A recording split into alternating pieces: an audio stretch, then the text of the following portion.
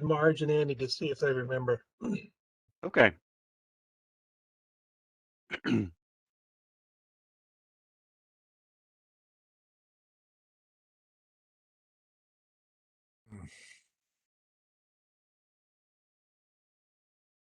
here. I just can't stand looking at myself on the camera, so I always have to take it off. Just ugh.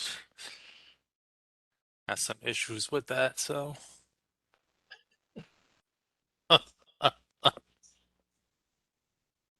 I say we should start rolling along.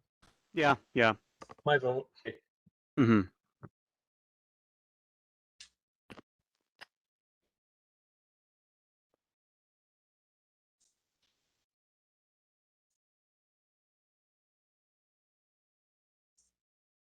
Well, yeah, I guess we'll just get started. I mean, after decades of the town trying to do this, we're finally able to engage with this comprehensive zoning rewrite, and I will turn it over to Francisco from FHI Studio, a consultant helping us with this.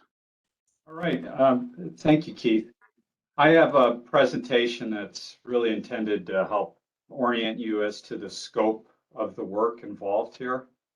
And at any point along the way, feel free, if you have a question, feel free to speak up. And I do want to save plenty of time at the end for us to discuss what you feel are the real needs and issues related to the existing zoning regulations and the way that they're presented in the zoning regulation document. So with that being said, thank you all for joining on a summer evening to talk about your town's zoning. It would be very helpful to me. I know I met a couple of you at a prior discussion. It'd be helpful to me if we went around and briefly introduced yourselves. And I'll tell you, once I get the presentation started, I'll tell you a little bit more about FHI Studio and the work that we do. So that being said, I'll turn it over to the first person who cares to speak up. I'll go first. I'm Ben Philbrick, present chairman of the Planning and Zoning Commission, and been chair for about a year now, and have heard for many decades about the need for the zoning rewrite to happen. So I think it's about time. Thank you, Francisco. Sure. Yeah, thank you. Okay, I'm Fred Dykman. I am vice chairman. So Phil is my boss, right? Right, Ben? And I've been a member of the commission for a while and also a member of the Zoning Board of Appeals. Having worked with this document for so many years, I can tell you it really needs a rewrite. Okay, thank you. Next. I'm Andy Meek. I'm one of the newer alternates. I'm not as familiar with the zoning code as the older one, but I can imagine that it's about time to update things. And Andy, I was able to hear you, but just barely. So if you talk again, either closer to the mic or louder, it would be helpful. Okay, I'll do my best here. That's a lot better right there. Yeah, thank you. All right. Thank you. And can you all hear me okay? Yes. Yep, we can hear you. Yep. All right, good. Ryan. Yep. Hey, I'm Ryan Dacey, member of the commission for about a year and a half, almost 2 years now, I guess, and an alternate before that. Looking forward to getting the regulations rewritten. I've heard a lot about the need for this, so definitely looking forward to getting it accomplished. Thank you, Ryan. I'm Chuck Sheehan. I'm a regular member of the commission. Prior to that, like Ryan, I was an alternate for several years. Been a regular member now for a couple of years. I have a lot of experience in planning and zoning. I was the city engineer in a large Connecticut municipality and director of public works in a large Connecticut municipality. I also served as the chairman of the Planning and Zoning Commission in another Connecticut municipality. It just seems like I've been doing this all my life. So I'm I particularly enjoy my work with this commission, and I think you'll find after you work with us that um, we all pull together to try to do the best job we can for the town of Stonington. Thank you, Chuck. And do we have anyone else on? Yep, Gary Belkey. I'm an alternate on the board, and just to say, it's interesting. Lately in the news, you see so much mention of zoning regulations and how they affect housing, whether it be affordable, shortages. It's just maybe now because I'm just more attuned to it, but it just seems to me it's so much more in the forefront of the news than it used to be. So Sure. that's it. All right. Yeah, Thank you. Gary. You're welcome. Hello, this is Lynn Conway. I'm the woman without a face. Hi, Lynn. Hi. I've been with planning and zoning for a few years and ZBA before that.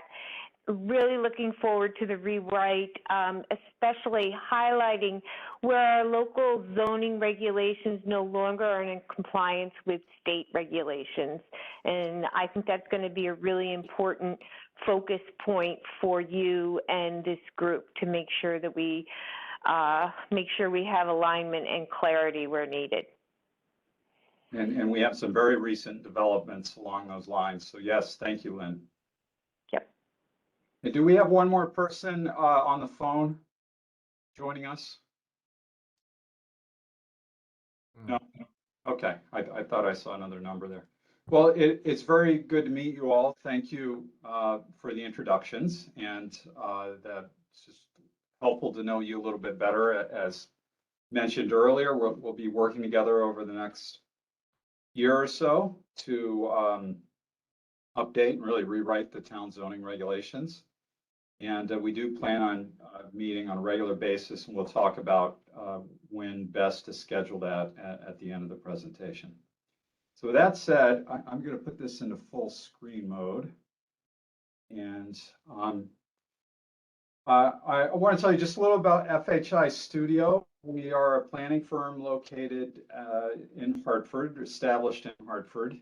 And we have an office in New York City as well. And we do work throughout Connecticut.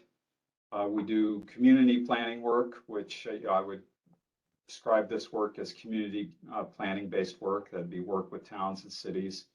We also do work for the COGS, for various state departments as well. And our work spans everything from zoning and plans of conservation and development, affordable housing plans, to transportation planning. We do a lot of transportation planning. Community engagement is a very big part of our work. We are sometimes brought onto projects to do exclusively community engagement, and we've really built our practice on that, and that will be a very important component of this work too, and I'll talk about the timing for that. In addition to that, we have a very strong environmental team, and really a comprehensive group of planners, engineers, designers, and engagement specialists. So while I'll be the project manager in the face of the project, there's a team of people behind me that will be helping in this effort, and those are just a few that you see in this org chart here. So we bring a lot of experience doing this type of work to Stonington, and more importantly, I think a lot of experience working with communities to go through a process that ensures that every voice is heard and considered in the course of that process, and which ultimately I think can lead to the most successful outcome. So that's who we are as a firm, and we appreciate the opportunity to work with Stonington. So thank you. Now I want to talk about zoning and the perspective that we take on zoning. And zoning, as I is comprised of a few really important elements. First of all, there are the actual standards. Those are the rules. Next is where those standards are applied. And those basically are your districts or zones. Different standards within different districts and zones. And that's the fundamentals of zoning. Next is how those standards are conveyed And that in itself is where a good part of our work is, particularly in the first phase of our work, it is on this project.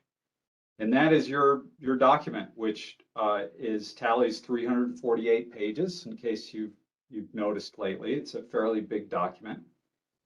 And then the follow-up on that is how those standards are both administered and enforced. And then that's work that's done by the commission and by staff as well. So those are all the really important elements of zoning, and we're going to be focusing in the near future on that third bubble, how the standards are conveyed. All right, now if I could figure out what the secret is to advancing my slide. There we go. We have some very big questions that we're interested in answering throughout the course of this process. And one, first of all, is how substantially do Stonington's regulations need to be revised? And so let's talk a little. I'll get through this presentation, then we could talk a little bit about that. And we can come back to this slide if I need to. Next would be what changes may be needed to respond to changing market conditions and statutory requirements. The state, and as I think Lynn brought up, the state has released some new regulations, new statutes that impact local municipal zoning regulations, and so we need to make some changes to respond to that. In addition to that, in the past couple of years, we've seen a lot of changing market conditions with respect to housing demand, and we want to ensure that zoning regulations are responsive to those conditions as well. The other big questions to be discussed and answered is, do your districts or district boundaries need to be amended? As I mentioned, that's one very important component of your regulations is the standards, and then where those standards are applied. And so that would be an important part of this process, is to take a look at your districts and the geographic extents of those districts and determine or ensure that they're still serving you best. Next would be, should new uses be identified or allowed in existing districts? So I expect we'll have a conversation about the uses currently allowed in Stonington and in specific districts of the town, and whether that should be expanded, revised, changed, whatever it may be. Also, to what extent can the regulations be simplified and reduced? That's going to be a very important part of our work. It is to make the regulations as effective and efficient as possible. We want to ensure that they are simple and effective for you to use as a commission and for staff to use, for applicants, developers, whoever it may be, to use, interpret, and affect. And then, are there any changes needed to administrative procedures? This is our opportunity to lay out some instruction within the zoning regulations if things should be working a little bit differently. Okay. What we want to do for you is a few different things. First of all, we want to ensure that regulations effectively reflect and support the community's visions and goals. And so many of those would be laid out in your plan of conservation and development and other plans, and through discussions that we have with you. The regulation should be user-friendly for all applicants, planning staff, and commissioners, as I already stated. They need to be structured to allow for ongoing amendments.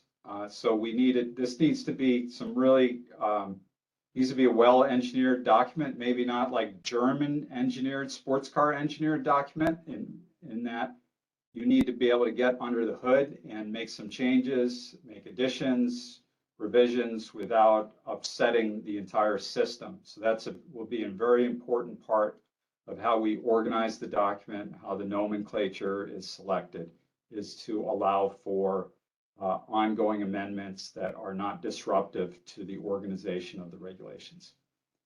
It needs to be consistent. Consistency is really important.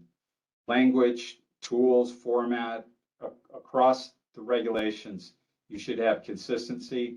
And I can tell you that consistency is often the exception to the norm of zoning regulations, for the reason being is they're typically crafted over a period of decades by multiple different staff, commissioners, developers who have offered language. And so there can be wild inconsistency across the document that can make it difficult to use. And it can also present some legal challenges as well. We want to keep redundancies to a minimum. What I mean by that is one of the reasons your document right now is 348 pages is because you're saying the same thing over and over and over again for each district. So we'll look for opportunities to eliminate redundancies. One of the benefits to that, in addition to just shortening the volume of the document, is also ensuring that when you make updates that you only have to make that one location and you're done.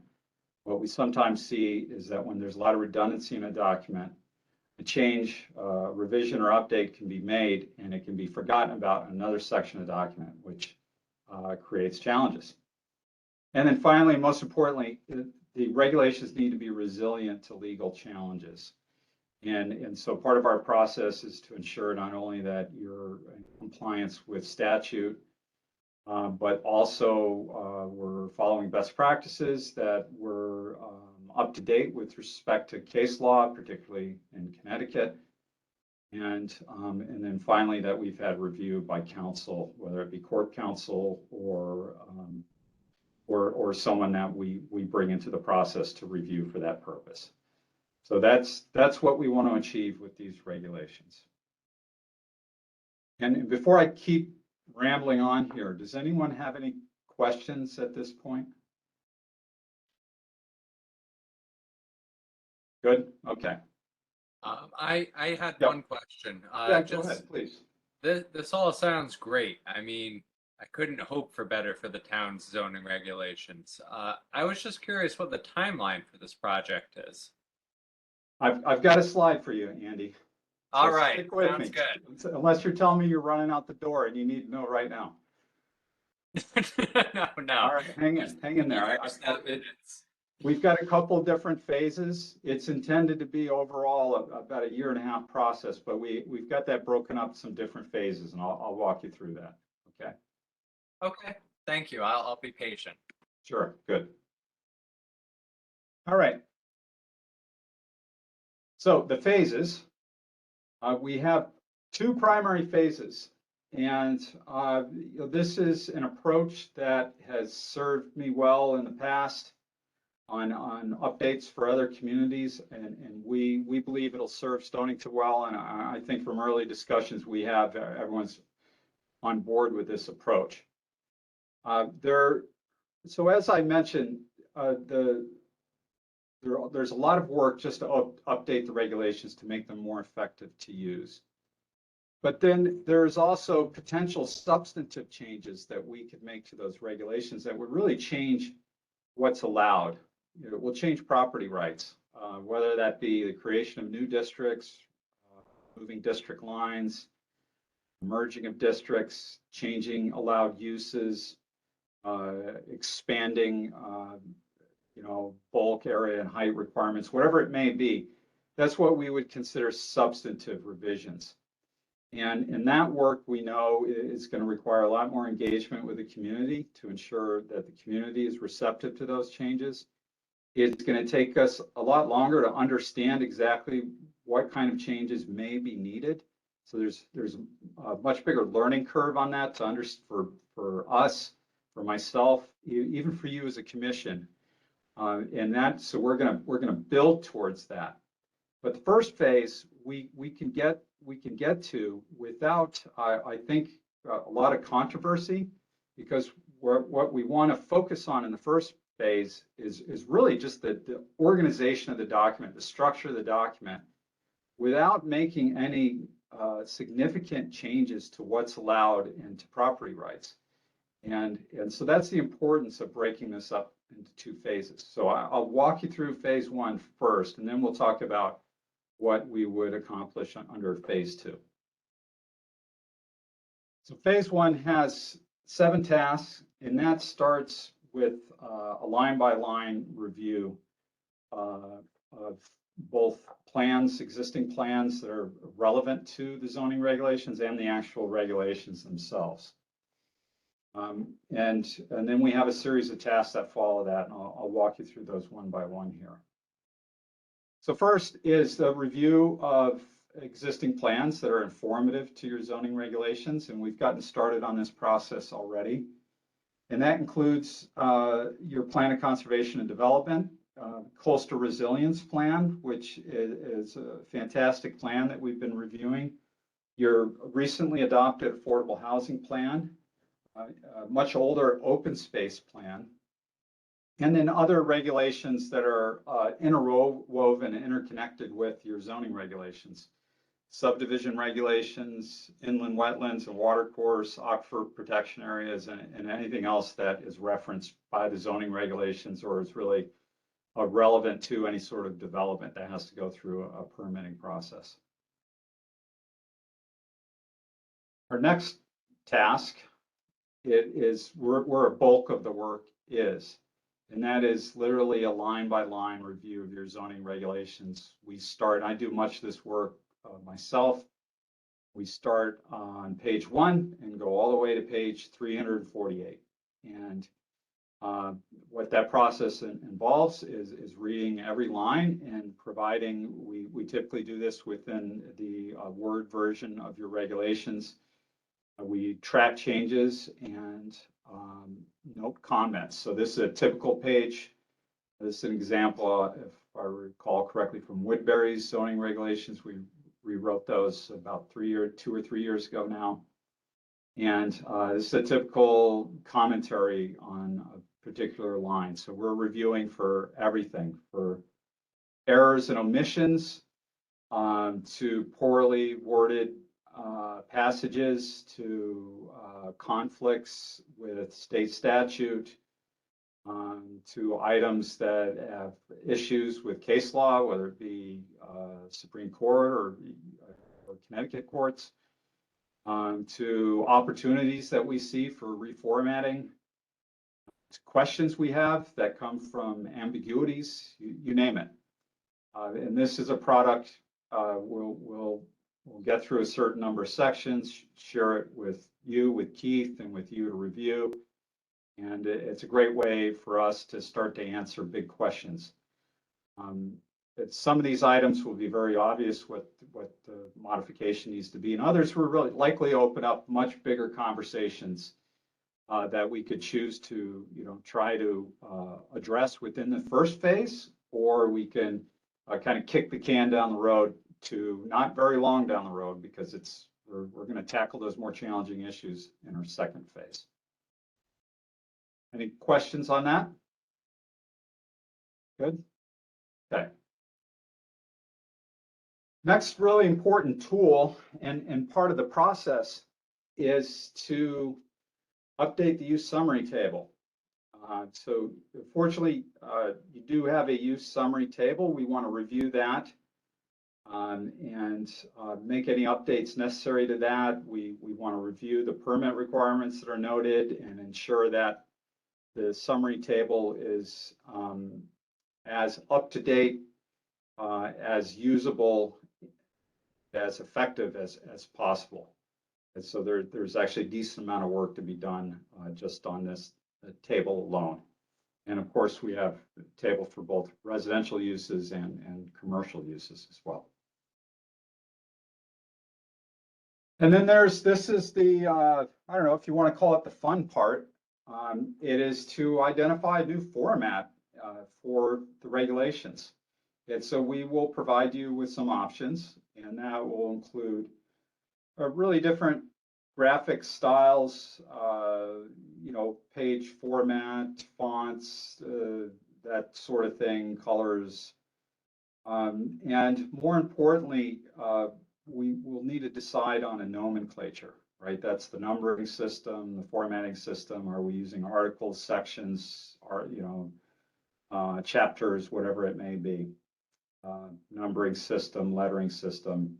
We have some conventions that we like to use that are very effective, but there's a few different systems we could use, and we'll put that all in front of you. And this is making this decision is really really important to the obviously to the structure of the document, and it you know, something we want to get right because we want to pull all the language and put it into the new format once, because there's as you might imagine, there's a decent amount of labor involved in converting everything over, and we want to get it right. It is our intention to build this in a format that the town can maintain on their own, so we're not going to use any sort of you know, expensive proprietary graphic design software or system. We will plan on building it in Microsoft Word, unless you know you have thoughts otherwise. And we found that to be a pretty effective software or platform for the regulations. It has a lot of very good features that, you know, basically auto format things. We know how to set it up to make it effective for you to continue to use in that format. Another really important part of this work is to make the regulations as visual as we can. And your regulations do have some graphics, but we want to get those up to date and you know, as communicative as possible. And we used a lot of 3D modeling that we find very helpful in that work. And so we do anticipate that there will be a lot of visuals that will aid the regulations. All right, so once we've done a lot of all the hard work of, you know, line by line and coming up with the format, it's really a matter of getting these moved into that new format, and then ultimately to ensure that we're addressing all of the recent public acts, whether it be 2129 or Section 196 of 21.2, that was the outdoor dining section. And we want to bring those to a public hearing for adoption. So the thought process is we would get through this first phase, really just produce a new document, a new framework for the regulations, but along the way, not make any big changes to what's allowed other than what we need to do to comply with statute. And our thought process here is that it enables us to have an early win in this process, right? We can go through a process that is unlikely to be controversial. We can get a lot of very important work done, get the framework and the organization of the document in place and ready to accommodate more substantive changes, and get it to adoption. And that way we have a measure of success. We've achieved a really important milestone in the process, and you already have, and at that point you will have regulations that are already serving you much better because they're just more effective and easier to use. Question, Francis? Yes, go ahead, please. At this point, how do you reassure the public? How do you demonstrate to them that you've changed the format without changing the regulations?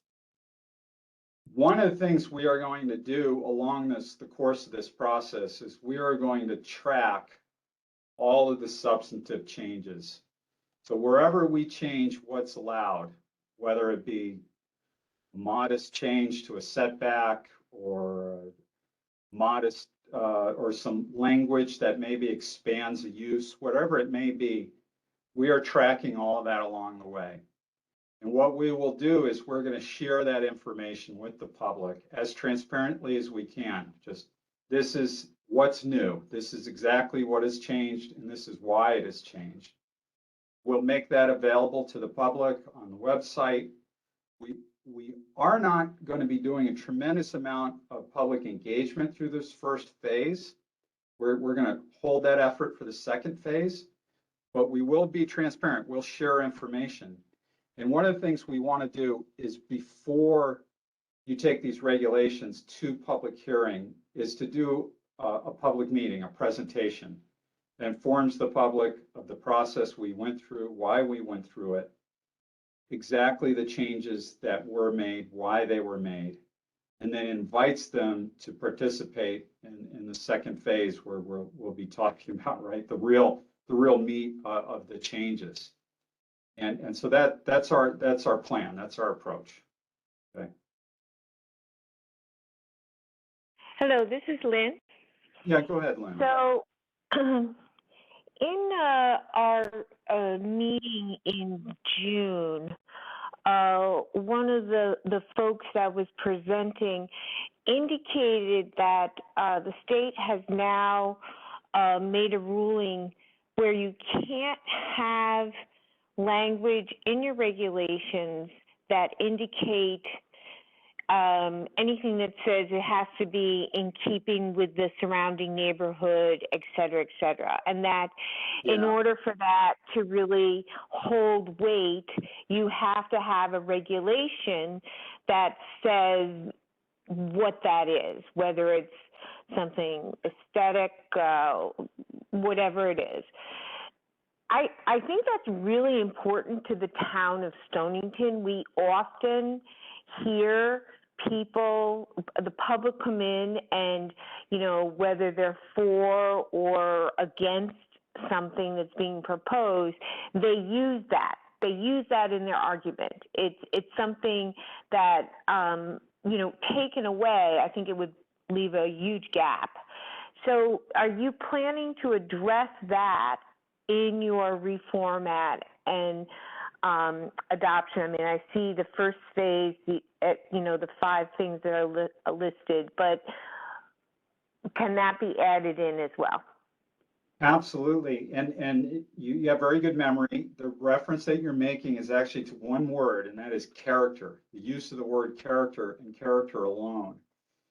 And that comes as part of Public Act 2129 that is really calling upon communities, municipalities to really define exactly what they mean. And the issue that was driving that is a lot of communities outright would just deny an application. It didn't align with the character of the community. It was just a blanket term. And the state wants communities to work a little harder than that in describing exactly what it is that they mean. What is it that's important to them? You know, is it architectural design? Is it landscape? Is it views? Is it historic nature of development? You know, whatever it may be, they want us to be more descriptive. And so that's one of the things that we'll be tasked with doing is wherever there's any sort of vague or general reference to character, we want to have a discussion with you to understand exactly what it is that means, what you would consider to be important to the character of Stonington, and we want to be far more descriptive to that than that, and how we present it within the regulations. So is your plan along that vein to kind of say this wording is found 20 times in your regulations? Let's look at what that means in each one of them and then redefine it within the regulation, and that would be in phase 1? Or yes, okay. Yeah, we want to try to address everything that statute is compelling us to address in phase 1, and that and the use of character is one of them. And I believe that we can address that issue without changing anyone's rights. You know, without taking away rights or changing rights. I think it's just a matter of doing the work necessary to ensure that we're adequately describing what's important to you as a community. Okay. And then my next question is this: in going through these regulations, my assumption is that you're going to give us options based on work you've done with other towns. as to what we could change, what that wording might be, or what, based on the regulation, this is what how some towns have responded and revised their regulations. Is that correct? That is correct. For some of our work is going to be very straightforward, right? How the revision, the update, whatever it may be, needs to be done I think will be very obvious to us and to you. And, Yeah. We'll be able to make those decisions fairly quickly. Because some of these issues, they really might require more extensive discussions, and for us to come to you with some options as to how it is we handle that and address that. Mm. When you come to us with those options, what I often find helpful is to put them in context as to what other towns, and naming the towns, what they've done. And the reason for that is, a lot of us are familiar with the other towns, and so it helps to put everything in context. And I think that would be a good way to do it. Yeah, we're happy to do that as part of this process. Thank you. Obviously as needed. As I mentioned, much of this is really going to, I think we'll be able to make decisions on fairly quickly without needing to explore a lot about how other communities are handling things. But for some of these issues, some of the changes that we want to consider, we definitely want to look around and see what the best practices are, in which case we'd be happy to reference other communities. Thank you. Okay. Anyone else? Okay, let's move on. So our last task under phase 1 will be training, and regulations we anticipate will look a lot different. And we want to ensure that staff, applicants, whoever it may be, has a good understanding of how to use them.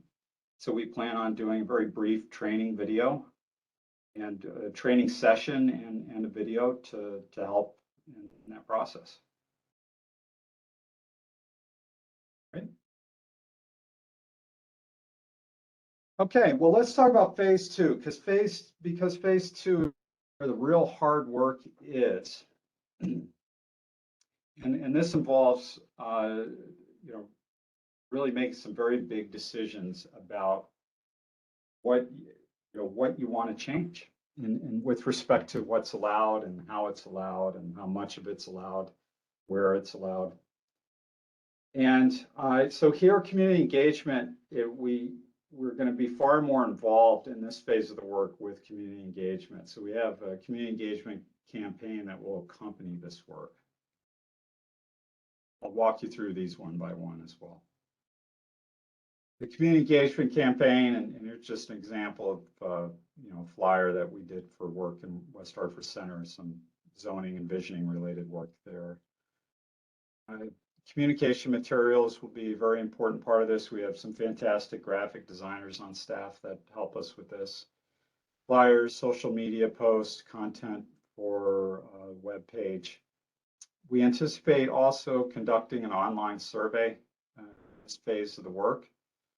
And that, these are incredibly effective tools. I'm sure you as a community have used these for a number of different plans or projects. And it gives us an opportunity to canvass a wide group of residents and other stakeholders and ask them some very basic questions related to zoning. We do also want to do focus group meetings, and that will allow us to have topic-based meetings, whether it be housing, commercial zones. We could do it geographically or district-based. We could do it issue-based. But to have meetings with a group of, I don't know, a dozen, 20 people, wherever it may be, that are really focused on that issue, so we can really explore these topic areas in depth. And then finally, in advance of any public hearing for the adoption of any modified regulations, we want to get out to the public and have some public meetings to walk them through it step by step, similar to what we would be doing prior to a phase 1 public hearing.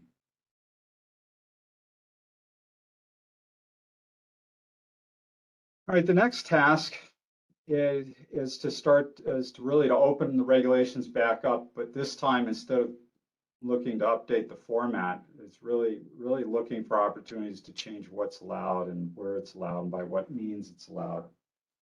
And that starts with going through your allowed uses and permit requirements.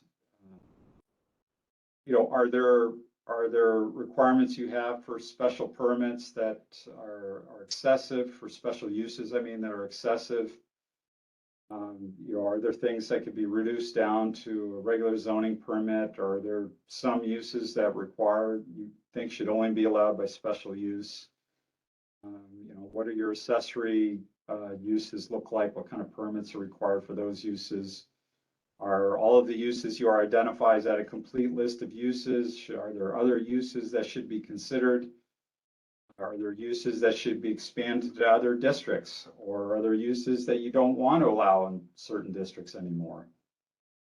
As you might imagine, we could spend a good entire meeting working through these issues and then some, just working through what's allowed and where it's allowed.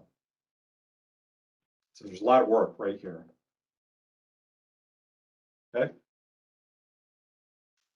Next is your bulk area and height regulations. We want to review all of these. You know, are your lot size requirements in line with what you need? Or setbacks reasonable? Frontage requirements, coverage requirements? Is it serving you well as it is? Or changes needed? Or is it just in specific districts or across the board? And we want to open all this up to discussion. It may be that we go through this process for each of these and we figure that things are right exactly as they are. And that would have been an important process to go through to confirm that. But it's more likely we might see it suitable to make some adjustments. So for bulk area height regulations, Yep. do you plan on giving some data as far as how many applications to the ZBA have been made for you know, FAR exceptions or to planning and zoning for exceptions? Yeah, so that we have a historical content? Yeah, that would be a great place to start, is to dig into that and find out, you know, what that history is. You know, what are people consistently coming in for some sort of exception or variance on? And that is a great place to start, absolutely.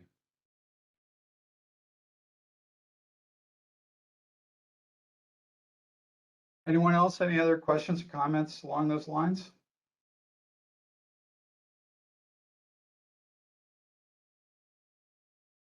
Okay, all right, let's keep going. All right, your residential zoning districts.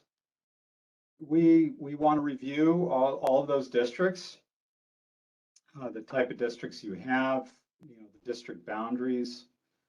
We want to confirm that those districts are serving you well, that the boundaries are appropriate, and this is our opportunity to adjust those lines as needed to really serve the town's vision and to help guide development to exactly where you want it to occur.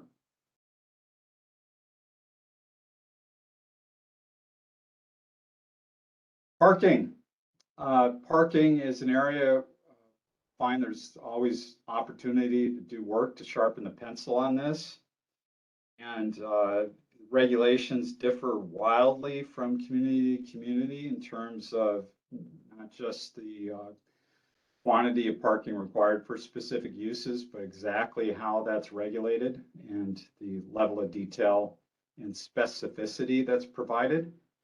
And we've got a decent amount of work in this area. As I mentioned, we have transportation engineers on staff that have done a lot of work in this area. In Connecticut and outside Connecticut, we've done a decent amount of parking work in New York State as well. So we have great opportunity to sharpen the pencil on your parking requirements, and it's always the goal of this that you're not requiring applicants and developers to overbuild or underbuild, right? It's a very fine balance. We want to make sure that the regulations get it right. It doesn't do you any good as a community to have big empty parking lots. Obviously want to avoid having cars spilling out onto the street looking for parking from developments. So we look forward to doing this work because we know that we can help you. We've got a lot of experience working in a lot of different types of communities.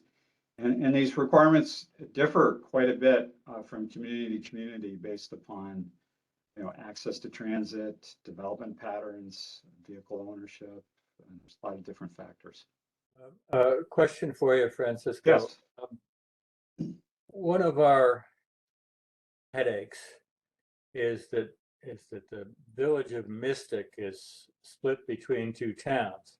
Yeah. And our partner in this venture, the town of Groton, seems to build with abandon and depend on the Stonington side of the river to provide the parking.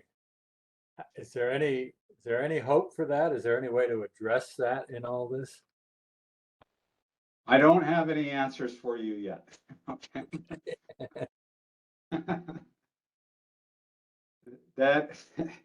Connecticut's such an interesting place. Our towns aren't small enough. We have to have boroughs and villages. we just need to keep carving them up into smaller and smaller fiefdoms. Yep.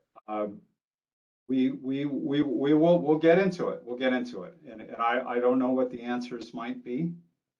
But we will, to the extent we can address that in the zoning, it's appropriate to address it through the zoning. We'll certainly make that effort. Okay, thank you.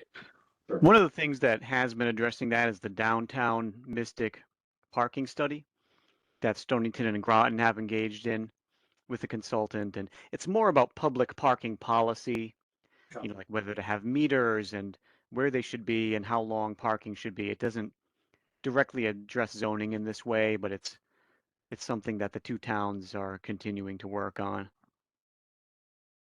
Okay, good.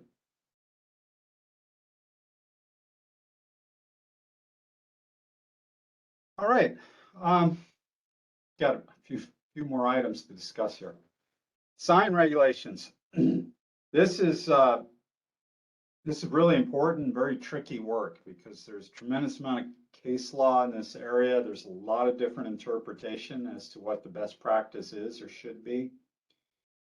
And we want to put you in the best position to defend any sign regulation that you have by being as compliant as possible with both statute and case law.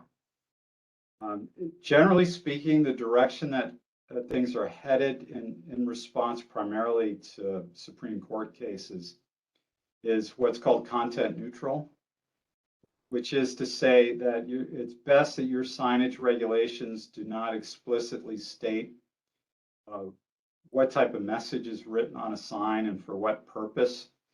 You really want to be more focused on the structure itself and regulate by the size of the structure, the location, the construction, the materials, how it's presented and displayed.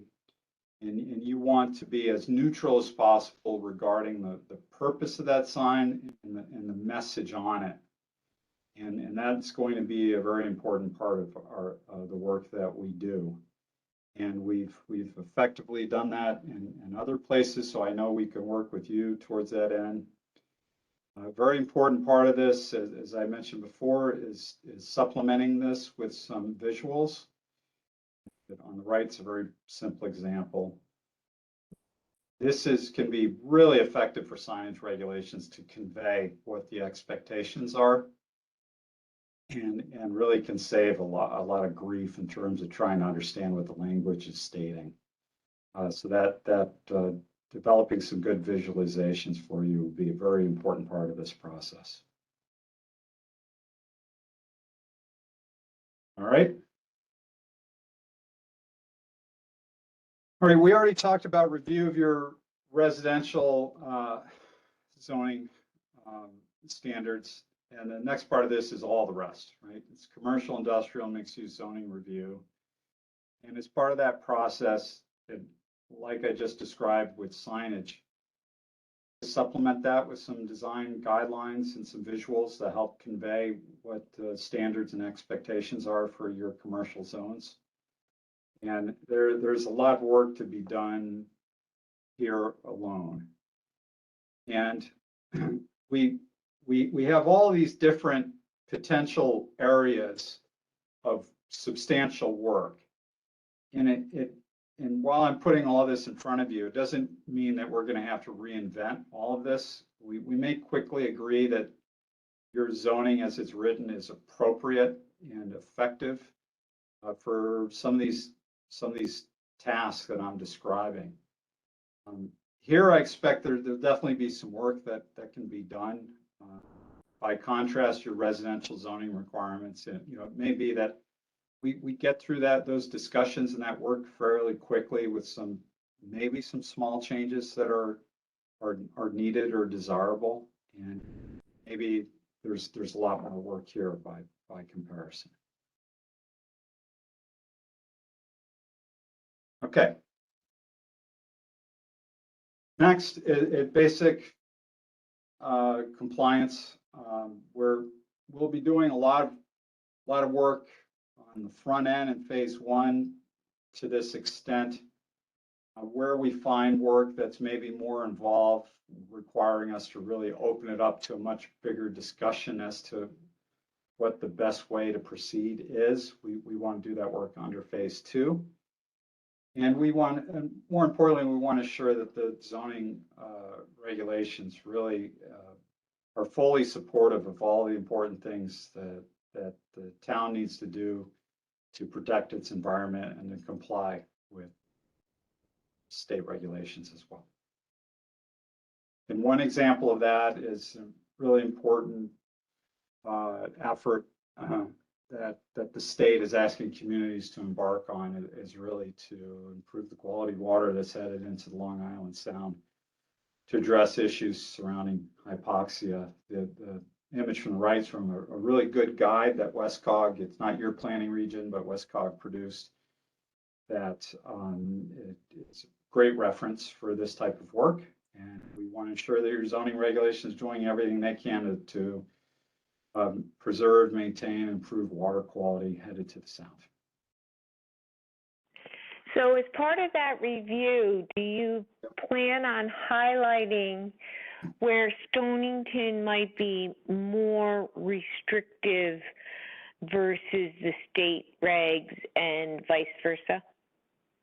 Yeah, there's no reason why you can't be more restrictive and go above and beyond. And so in addition to meeting what the state is asking towns to do, you can do more. We certainly can. Right, and I think that there are some things that Stonington does do more, and I think that's important for people to know, as well as the overall review process, to kind of highlight, both where we're under, where we're on par with, and then where we're reaching, right, beyond what the state requires. Yes, thank you. Yes, we want to be effective in communicating that, absolutely. Okay. And then one of the last phases, or the last task of phase 2, would be to update the zoning map and atlas to ensure that it matches up with any changes that we decided were necessary along the way. And it is, we want to ensure that you have the most up-to-date map to work with.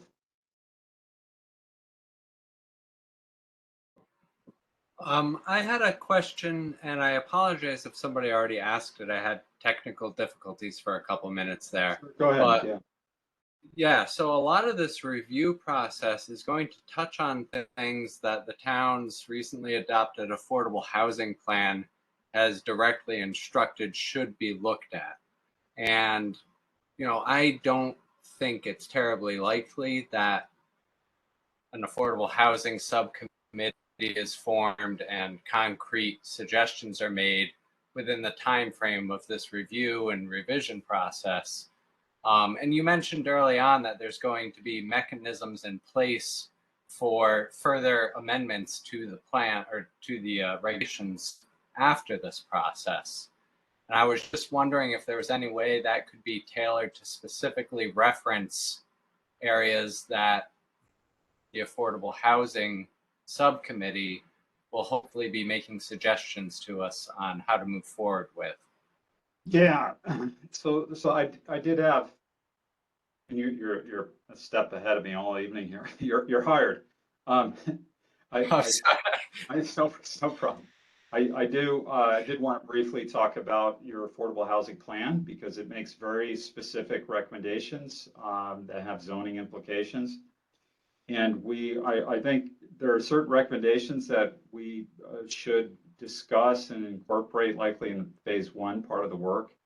And there'll be others that are require a much bigger discussion with the community that are likely more appropriately addressed during phase two. I do think that, you know, that work has been largely been done, and we know exactly what it is that the committee that put together that plan and ultimately took the plan the consultant provided them with and was very selective about what they wanted to advance and move forward. They've given us some very clear direction on what needs to be done, and then I think it's now incumbent upon us to figure out what we can accomplish and in what phase of this work.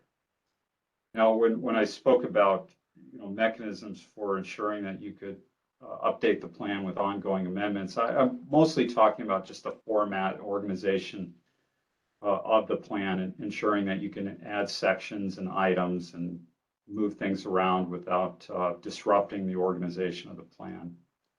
So that's really just about formatting and nomenclature. But that being said, I think we have an opportunity to address many, if not all, of the recommendations of that plan through this process, which doesn't necessarily imply that everything is enacted or adopted verbatim as recommended, but we definitely have an opportunity to have a discussion about what's appropriate to accomplish in phase one or phase two of this process. Well, that's a really encouraging answer. Thank you. Okay, sure. All right. A very important part of this process is tracking changes that are made to regulations throughout this process. And so what we plan on doing, and this is really important for transparency and just for reference purposes, is providing an appendix of all changes that were made. You know, what the requirement used to be, and likely presented in a table, what the requirement used to be, what it is now, and potentially some notes as to why it was changed for what reasons. So that will be helpful for reference and is really important for transparency in this process. Right? All right, finally, we are holding hours in budget and contingency. We're headed off in some ways into the unknown here. We not sure how the public's going to react to any proposed changes, particularly coming out of phase two. There may be areas that we require a lot more work than we had anticipated, so we are holding both hours and budget and contingency for that. That being said, the phase 2 process, that could very easily, if we allowed it to be, that could turn into a 3-year, $500,000 process. And it's going to be incumbent upon us as we proceed to determine when we've gone far enough and when we've exhausted enough time and resources moving towards a certain desired outcome. And we will need to, really together make decisions about whether or not we want to pursue something further, leave it alone, move on. What's more important, less important. That's going to require a lot of diligence on our part, working together to manage the process to ensure that it doesn't mushroom beyond the scope of our work.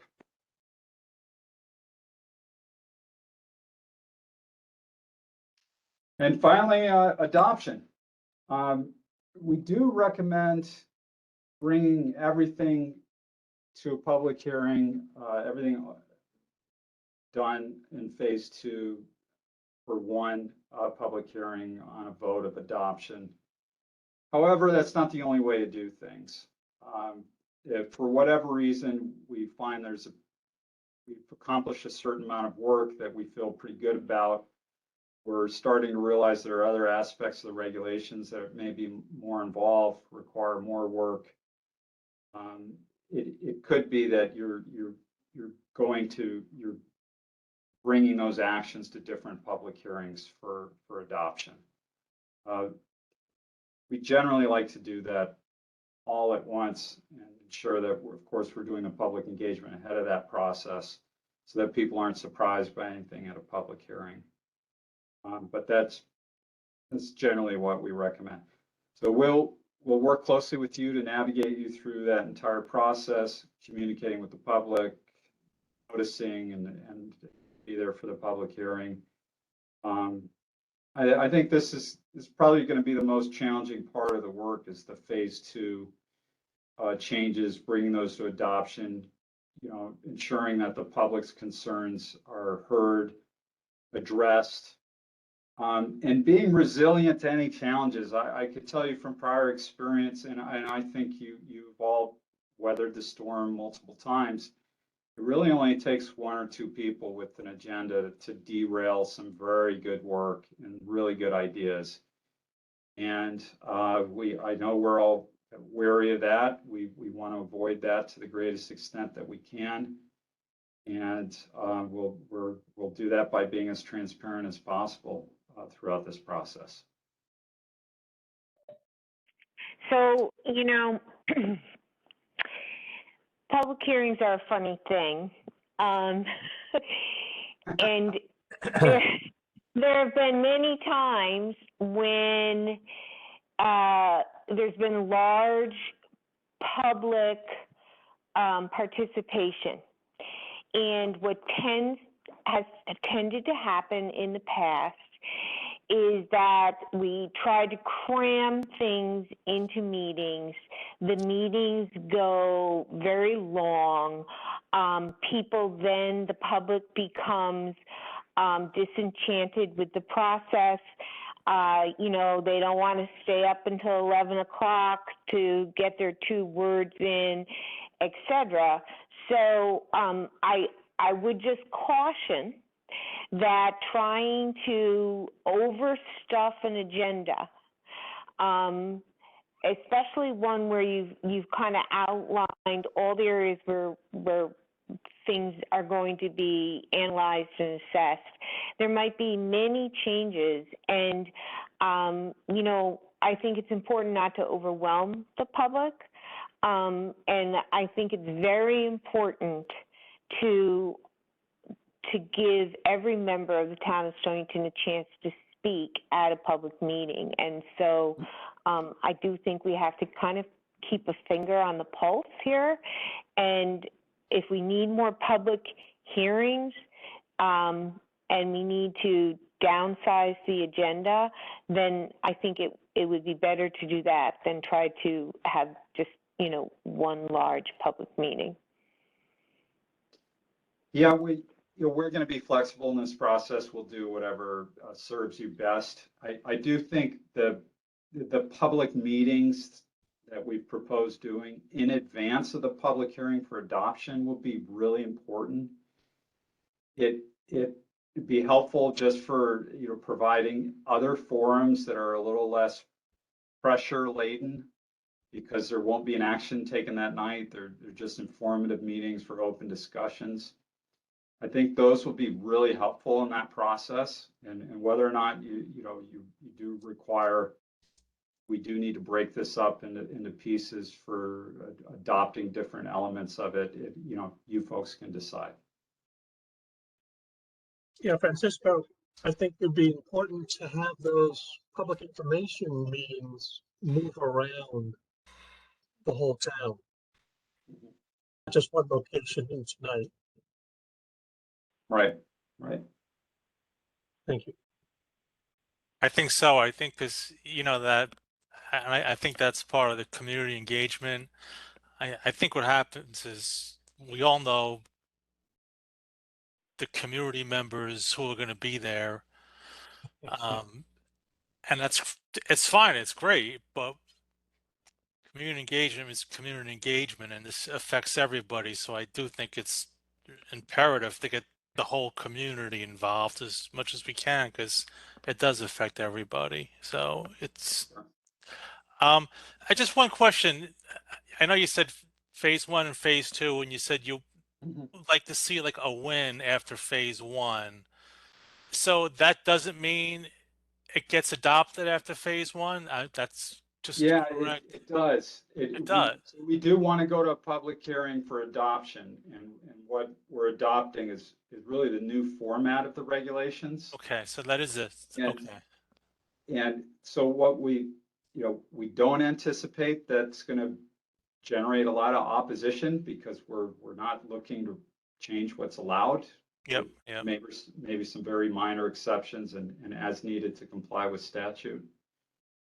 We really think it's important to rather than merge phase 1 and phase 2 together, or wait on adopting the new format until we're done with phase 2, to take that action then, because you've achieved a milestone. You have a point with which, with confidence, you're not going to lose that progress that you've made. And it's so that we feel that's the best approach. Yeah, I agree.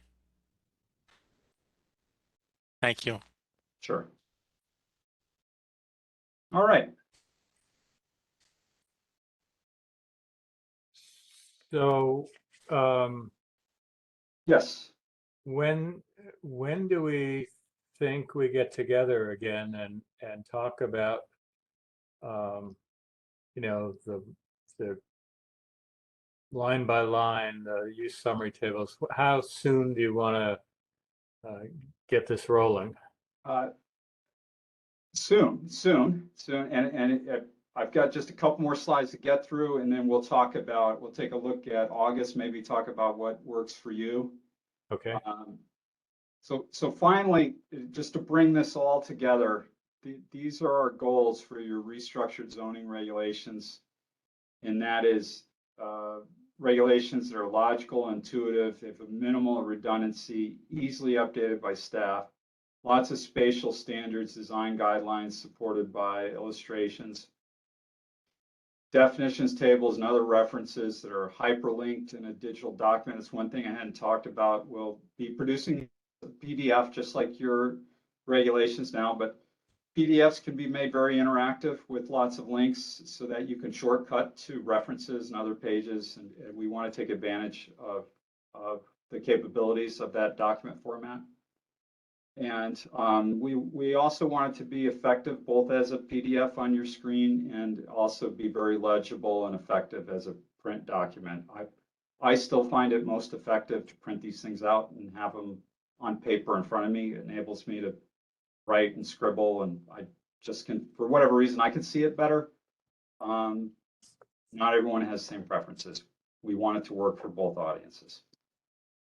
Our schedule. As discussed, for both phases. We have an 18-month schedule, with phase one being the front half of that.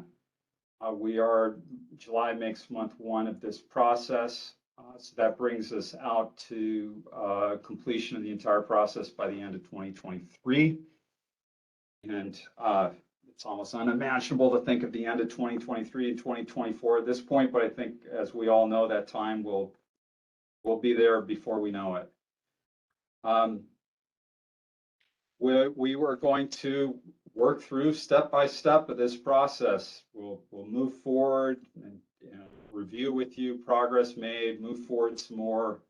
And the intention is that we would meet on a monthly basis through the course of this project. And as I mentioned, we've already begun our first phase, which is our reviewing some of the relevant plans, both the POCD, resilience plan, affordable housing, and open space plan. And the POCD obviously has multiple implications for zoning and some very direct recommendations that are specific to zoning. So we're going to put that in front of you at our next meeting for discussion. As does the coastal resilience plan. A lot of very timely and important zoning recommendations that we will discuss next month. Similarly, the affordable housing plan is very direct, and so we'll be able to get right into that.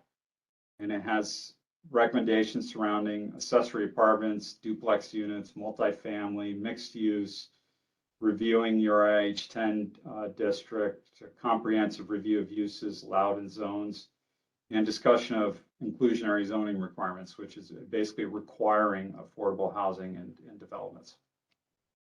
The open space plan, a few years old now.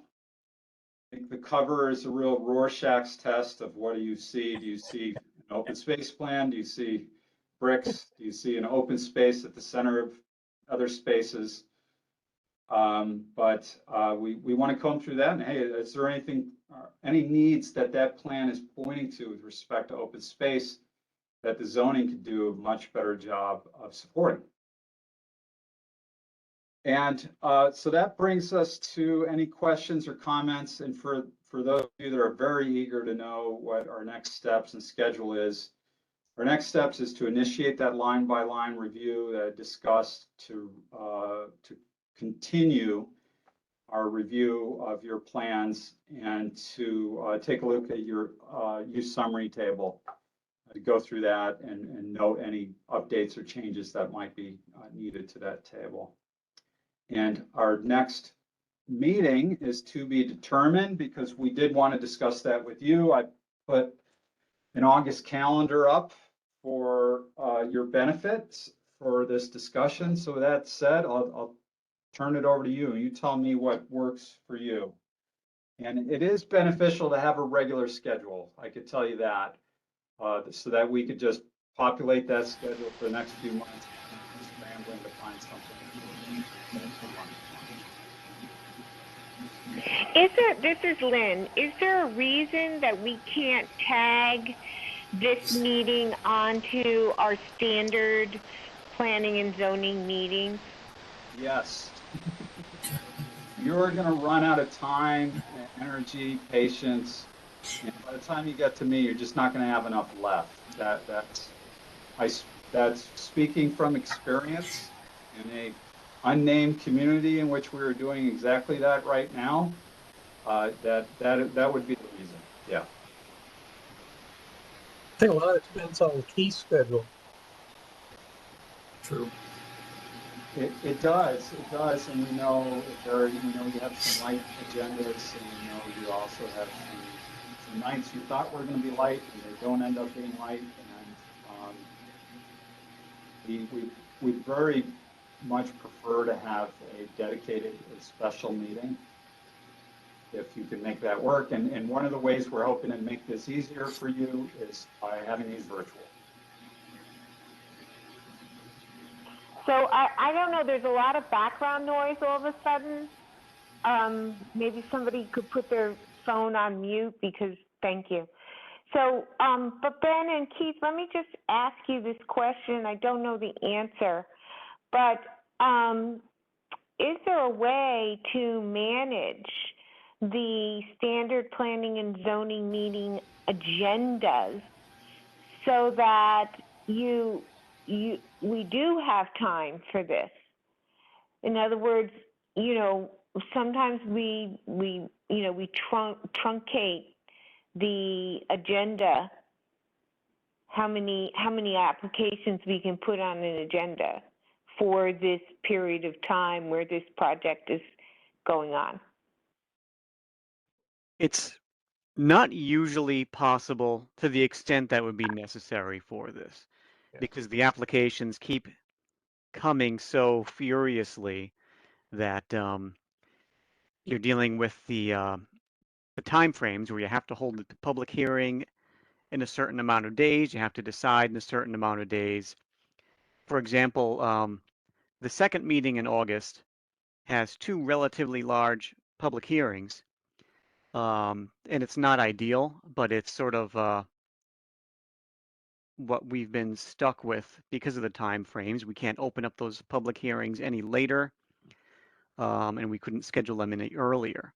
So, yeah, we wouldn't be able to do it to make enough room on the regular agendas, unfortunately.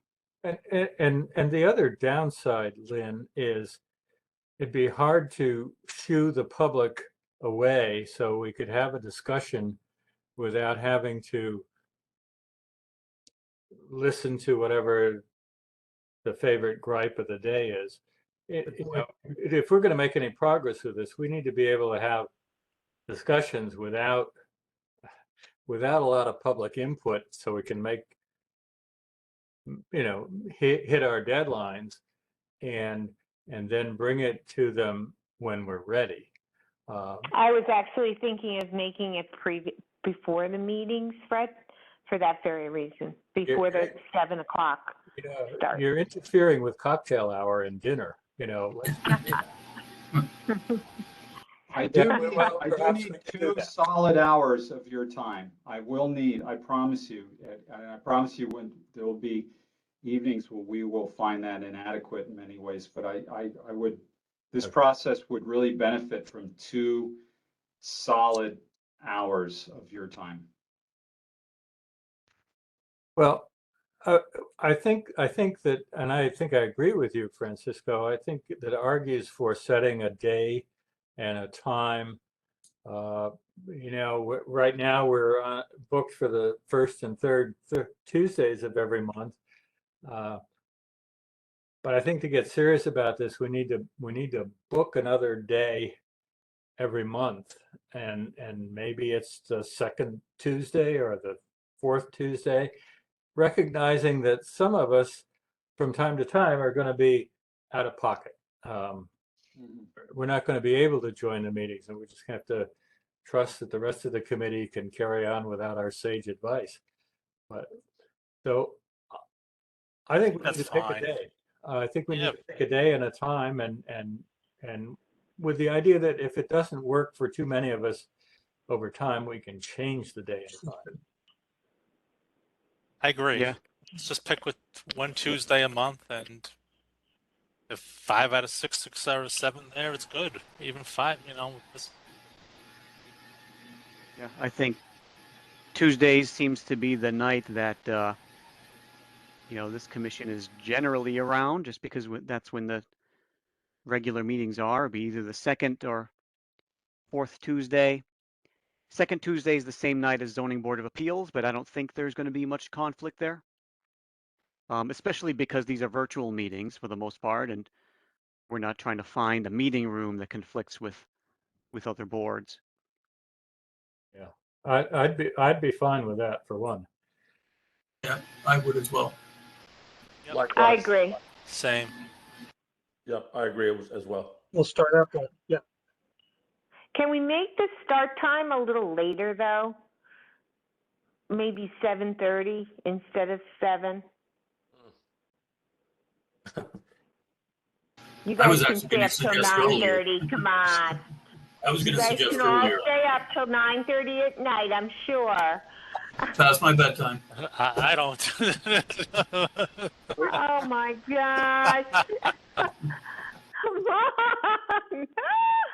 Yeah, I'm good till 10 o'clock every night, so I'm good with How that. about we, It how about we doesn't start matter off to me. at 6:30? Mm. No, no,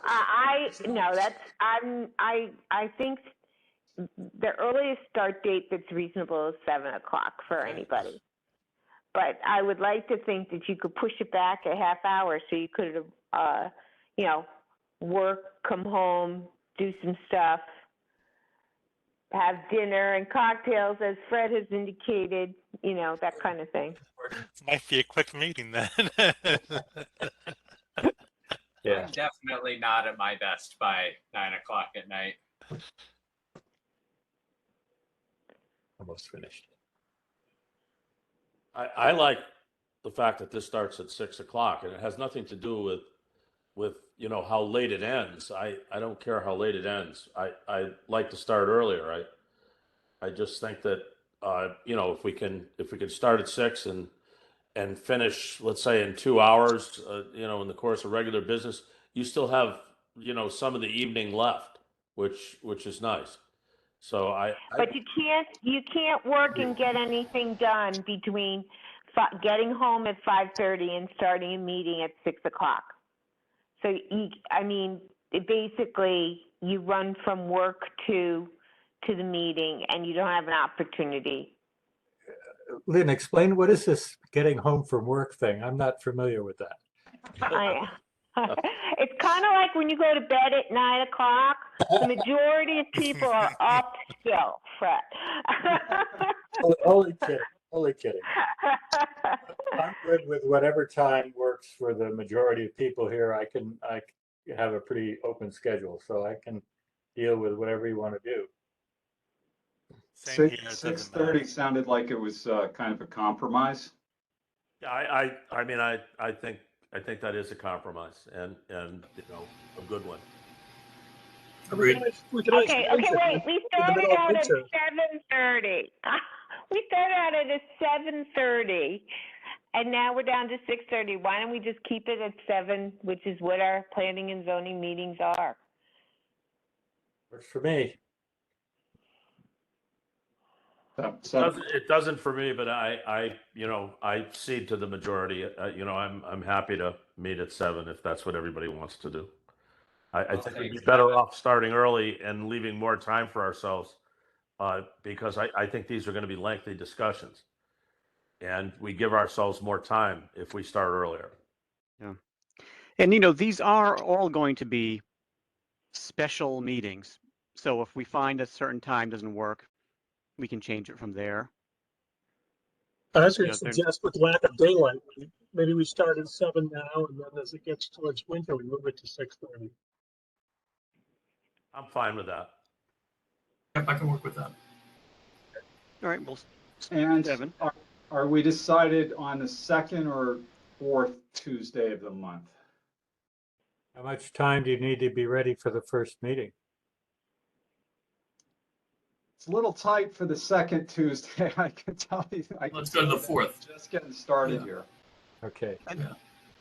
My personal preference is the 4th Tuesday, just because I usually have the ADRB on the second Monday, just to avoid the 2 meetings in a row, but could be done if necessary.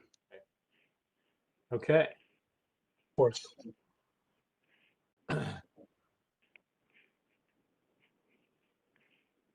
So next one is Tuesday. What's the date here? The 23rd. It's 23rd. Okay. I will miss that meeting, but it's no reason the rest of you shouldn't carry on. Thank you, Fred.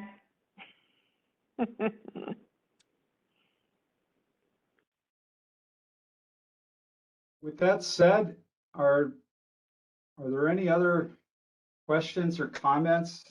Is anyone interested in just telling me a little bit more about what you feel it is really needs to be accomplished, where the need is, where the where the pain is in using the existing regulations, navigating them, enforcing them, administering them? Well, I think that the first phase is going to solve a lot of the issues we have with the regulations. They are terribly confusing. And what we learned at the last meeting is they contain sections that are been out of date for years. So just getting that done, I think, will be a huge enhancement and point out a lot of the things that we need to think about for phase 2. Well said. Right. Yeah, we do have those sections where for years the town attorney has told us, just don't enforce that one Yeah. because it doesn't comply with state law. Yeah.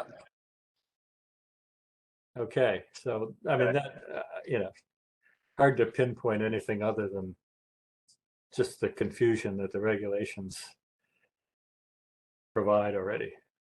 Francisco, I think that when we interviewed you and the other consultants, your team in particular had some great format suggestions that I think resonated very well with the selection team. And I think if you perhaps begin the presentation on format with some of that information that you presented in the response to the RFP and in the presentation to the selection committee, it would be very helpful because it was spot on. And I think it's a good starting point for the discussion on format. Agreed. Thank you, Chuck.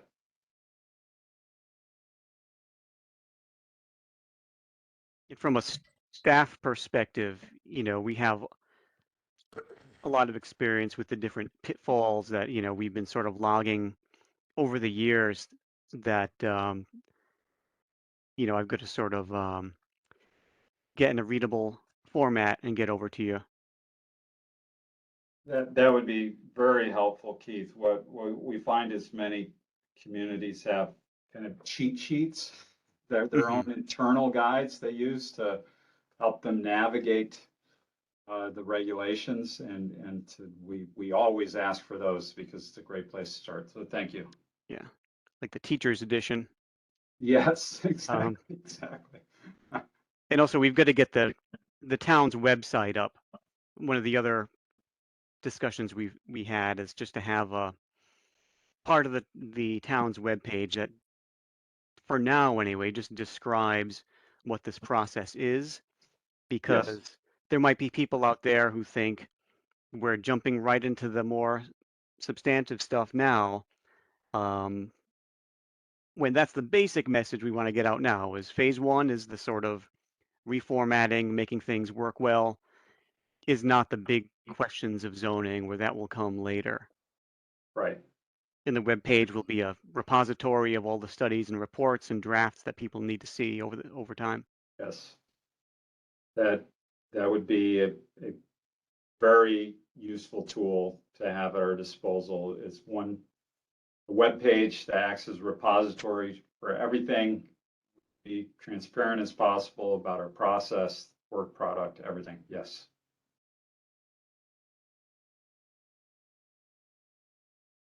Okay.